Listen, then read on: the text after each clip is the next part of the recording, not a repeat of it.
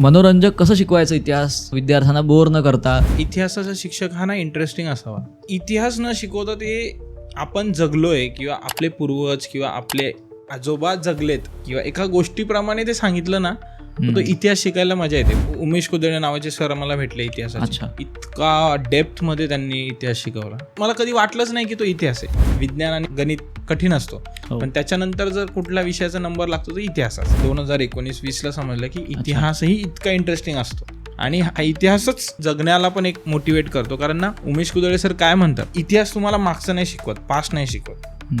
इतिहास तुम्हाला प्रेझेंटही शिकवतो आणि फ्युचरही शिकवतो.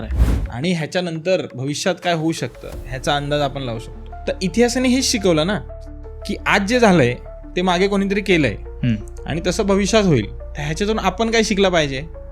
आपण जेव्हा एखादी इन्स्टिट्यूट, ऑर्गनायझेशन किंवा एखादी संस्था उभी करू तर आपण त्याच्यातनं हे शिकलं पाहिजे की हे आपल्यासोबत होऊ शकतं. तर तेच उमेश कुदळे सर हेच कायम सांगतात की इतिहास हा पास्ट नाही शिकवत, इतिहास प्रेझेंट आणि फ्युचर समजतो.